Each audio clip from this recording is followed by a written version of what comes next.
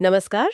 आज हम सीधे इतिहास के एक ऐसे मोड़ पर उतर रहे हैं जिसने भारत के स्वतंत्रता संग्राम की दिशा पर, आप कह सकती हैं, गहरा असर डाला। गांधी इरविन समझौता। हमारे पास जो स्रोत सामग्री है वो गांधी इरविन समझौता एक विश्लेषण के कुछ महत्वपूर्ण अंश है, और हमारा इरादा है इस समझौते की तह में जाना, इसके नतीजों को समझना और हाँ, उस वक्त के माहौल को महसूस करना। तो कहानी शुरू होती है जनवरी 1931 से। माहौल काफी गर्म है, सविनय अवज्ञा आंदोलन जोरों पर चल रहा है, और इसी बीच 26 जनवरी को वायसरॉय इरविन गांधी जी को जेल से रिहा कर देते हैं। अब सोचने वाली बात है, क्यों? जाहिर है आंदोलन का दबाव बढ़ रहा था, है ना। ब्रिटिश हुकूमत पर इसे संभालने का प्रेशर था। तो ये रिहाई अपने आप में एक बड़ा संकेत थी, लेकिन ये सिर्फ शुरुआत थी। हाँ बिल्कुल, गांधी जी की रिहाई ने एक संभावना का दरवाजा खोला। हमारा जो विश्लेषण है वो दिखाता है कि इसके फौरन बाद फरवरी 1931 में तेज बहादुर सप्रू और एमआर जेकर जैसे आप कहें कि अनुभवी मध्यस्थों ने कोशिशें तेज कर दी। उनकी भाग दौड़ और जो राजनीतिक सूझबूझ थी, उसी का नतीजा था कि गांधी जी और भारत के उस वक्त के वायसराय लॉर्ड इरविन आमने सामने बैठकर बात करने को तैयार हुए। ये कोई मामूली बात नहीं थी उस समय। कई दिनों तक गहन बातचीत चली और आखिरकार 5 मार्च 1931 को उस दस्तावेज पर हस्ताक्षर हुए जिसे हम गांधी इरविन समझौते के नाम से जानते हैं।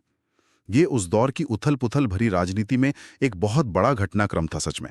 हाँ, और इसी बातचीत के दौरान सरोजनी नायडू ने गांधी जी और इरविन को दो महात्मा कह दिया था। ये टिप्पणी अपने आप में उस मुलाकात के वजन को और शायद उस समय की उम्मीदों को भी दर्शाती है ना? बिल्कुल बिल्कुल। चलिए, अब जरा इस समझौते की शर्तों पर गौर करते हैं कि आखिर इसमें तय क्या क्या हुआ था। पहली और शायद सबसे महत्वपूर्ण शर्त, कांग्रेस गांधी जी के नेतृत्व में जो सविनय अवज्ञा आंदोलन चल रहा था उसको स्थगित करने पर राजी हो गई। हाँ, इसमें कोई शक नहीं, बहुत बड़ी राहत। हाँ, अच्छा, दूसरी शर्त थी राजनीतिक कैदियों की रिहाई। लेकिन यहाँ एक पेच था, जैसा आपने पहले इशारा किया, सिर्फ उन्हीं कैदियों को छोड़ा जाना था जिन पर हिंसा के आरोप नहीं थे। इस अहिंसा वाली शर्त का क्या मतलब था? मतलब ये क्या बातचीत में कोई बड़ा मुद्दा बना था? हाँ देखिए, ये शर्त बहुत महत्वपूर्ण है और इसके कई पहलू हैं। जो जानकारी उपलब्ध है उसके अनुसार ये शर्त शायद दोनों पक्षों के बीच एक तरह का संतुलन साधने का तरीका थी। ब्रिटिश सरकार किसी भी कीमत पर हिंसा के आरोपियों को छोड़ने को तैयार नहीं होती, जाहिर है। इससे कानून व्यवस्था पर उनकी पकड़ कमजोर दिखती। वहीं गांधी जी का पूरा आंदोलन ही अहिंसा के सिद्धांत पर टिका था, तो उनके लिए भी ये तर्क देना आसान था कि भाई अहिंसक सत्याग्रहियों को रिहा किया जाए। तो ये शर्त एक तरह से दोनों की स्थिति को स्वीकार करते हुए बीच का रास्ता निकालने जैसी थी। हालांकि जैसा हम आगे देखेंगे, इसी शर्त ने बाद में काफी विवाद को जन्म दिया। ठीक है, समझ गए। अच्छा, तीसरी शर्त थी कि लोगों को विदेशी कपड़ों और शराब की दुकानों के सामने शांतिपूर्ण तरीके से धरना देने का अधिकार होगा। यानी विरोध का एक तरीका भले ही सीमित हो, वो जारी रह सकता था। हाँ, एक तरह की छूट थी वो। और चौथी, जो काफी चर्चित रही, समुद्र किनारे रहने वाले लोगों को घरेलू उपयोग के लिए बिना टैक्स दिए नमक बनाने की छूट मिल गई। अब सवाल ये उठता है कि नमक वाली छूट, जिसका प्रतीकात्मक महत्व तो बहुत था, क्या वास्तव में जमीनी स्तर पर कोई बड़ा बदलाव लाई? देखिए, नमक बनाने की छूट का प्रतीकात्मक महत्व तो निर्विवाद है, इसमें कोई शक नहीं जी। नमक सत्याग्रह, दांडी मार्च, ये सब आंदोलन के सबसे शक्तिशाली प्रतीक बन चुके थे जी। इसलिए इस मुद्दे पर सरकार का पीछे हटना चाहे कितना ही सीमित क्यों ना हो, वो कांग्रेस और आम जनता के लिए एक नैतिक जीत की तरह था। यह दिखाया गया कि देखो, जनता की मांग पर सरकार को झुकना पड़ा। हाँ, इसके व्यावहारिक असर की बात करें तो शायद यह बहुत व्यापक ना रहा हो, सिर्फ तटीय इलाकों के लोगों को इसका सीधा फायदा मिला। लेकिन राजनीतिक समझौतों में अक्सर प्रतीकवाद का वजन असलियत से ज्यादा होता है ना। ये उन छोटी रियायतों में से एक थी जिसे कांग्रेस अपनी उपलब्धि के तौर पर पेश कर सकती थी। सही बात है। अच्छा, और पांचवी शर्त थी कि कांग्रेस लंदन में होने वाले दूसरे गोलमेज सम्मेलन में हिस्सा लेगी। ये भी एक बड़ा कदम था, क्योंकि कांग्रेस ने पहले गोलमेज सम्मेलन का तो बहिष्कार किया था। तो इस बार हिस्सा लेने पर सहमति जताकर कांग्रेस क्या हासिल करना चाहती थी? मतलब क्या सोच थी इसके पीछे? हाँ, ये एक महत्वपूर्ण रणनीतिक कदम था। पहले सम्मेलन की विफलता का एक बड़ा कारण कांग्रेस की अनुपस्थिति मानी जाती थी। अब समझौते के बाद कांग्रेस को लगा होगा कि वो बराबरी के स्तर पर बैठकर संवैधानिक सुधारों पर बातचीत कर सकती है। ये दिखाने का भी मौका था कि कांग्रेस सिर्फ आंदोलन ही नहीं बल्कि बातचीत के जरिए समाधान खोजने के लिए भी तैयार है। हालांकि ये उम्मीद भी थी कि शायद इस मंच पर भारत के भविष्य के ढांचे पर कुछ ठोस प्रगति हो सके। बेशक बाद का इतिहास हमें बताता है कि दूसरा गोलमेज सम्मेलन भी कुछ खास सफल नहीं रहा, लेकिन उस वक्त यह फैसला बातचीत का रास्ता खुला रखने की एक कोशिश थी। तो ये थी समझौते की मुख्य शर्तें।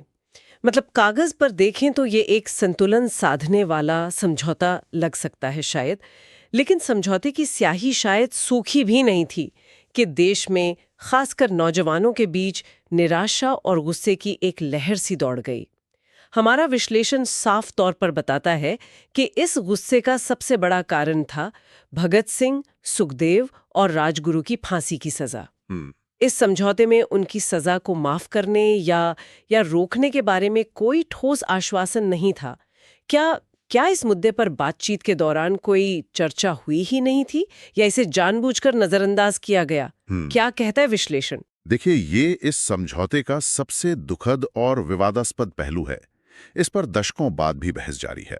हमारे पास जो विश्लेषण है वो ये बताता है कि समझौते में फांसी रोकने का कोई प्रावधान नहीं था और इसी वजह से जनता में भारी निराशा थी। उस समय भगत सिंह और उनके साथी पूरे देश, खासकर युवाओं के लिए वीरता और बलिदान के प्रतीक बन चुके थे। एक हीरो की तरह थे वो। लोगों में एक उम्मीद थी, एक आकांक्षा थी कि गांधी जी अपने प्रभाव का इस्तेमाल करके शायद इन क्रांतिकारियों की जान बचा देंगे। जब समझौते की शर्तों में इसका कोई जिक्र नहीं मिला तो जाहिर है गुस्सा और हताशा फैलना स्वाभाविक था। स्रोत सीधे तौर पर यह नहीं बताता कि बातचीत के दौरान क्या हुआ, पर यह स्पष्ट करता है कि इस मुद्दे का समझौते में शामिल ना होना जन भावनाओं के बिल्कुल विपरीत गया। ये उस समय की जटिल स्थिति और समझौते की सीमाओं को भी दिखाता है। इतिहास का ये वो पन्ना है जहां समझौता और त्रासदी एक साथ जुड़ जाते हैं। हाँ, और देखिए इस समझौते को लेकर नजरिए भी कितने अलग-अलग थे।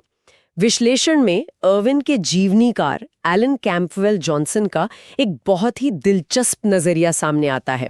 उन्होंने गांधी जी को इस समझौते से मिले लाभों को महज सांत्वना पुरस्कार, कंसोलेशन प्राइज करार दिया।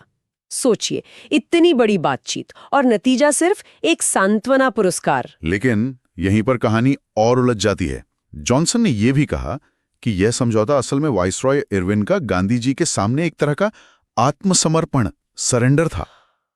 ये तो कमाल की बात है। एक ही झटके में सांत्वना पुरस्कार भी और आत्मसमर्पण भी। इसका क्या मतलब निकाला जाए? ये तो बिल्कुल विरोधाभासी लग रहा है। यही विरोधाभासी तो इस समझौते की असली कहानी कहता है।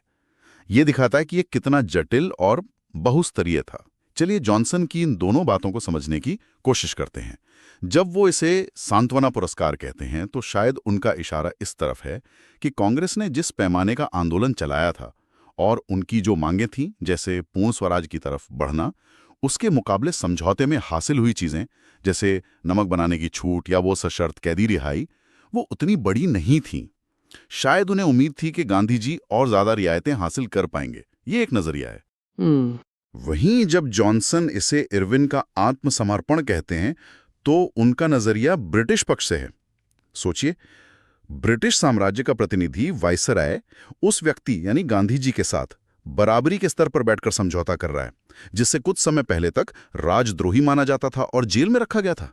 बिल्कुल। जिस कांग्रेस को गैरकानूनी घोषित किया गया था, उसी के नेता के साथ वाइसराय का समझौता करना, ये ब्रिटिश राज के इकबाल और उसकी अजय छवि पर एक तरह की चोट थी। बिल्कुल। आंदोलन के दबाव में सरकार को बातचीत की मेज पर आना पड़ा। यह अपने आप में सरकार की कमजोरी या समर्पण की तरह देखा जा सकता है। बिल्कुल। तो जॉनसन के ये दोनों जो दिखने में विरोधी बयान हैं, असल में एक ही सिक्के के दो पहलू दिखाते हैं। इस समझौते को किसी एक पलड़े में तौलना नामुमकिन है।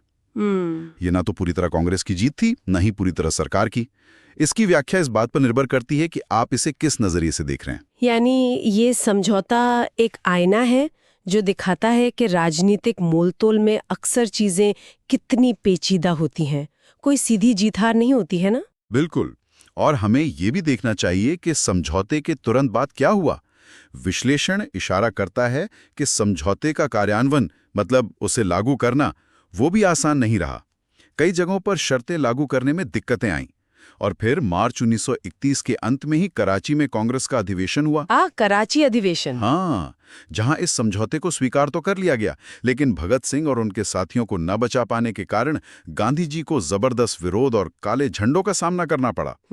ये दिखाता है कि समझौता भले ही हो गया था, लेकिन जमीन पर तनाव वो बना हुआ था। तो ये सिर्फ एक दस्तावेज पर हस्ताक्षर नहीं थे, बल्कि इसके फौरन बाद भी कई लहरें उठीं, कांग्रेस के अंदर भी और बाहर भी। हाँ, और इसने कहीं ना कहीं भविष्य की राजनीति की दिशा भी तय की।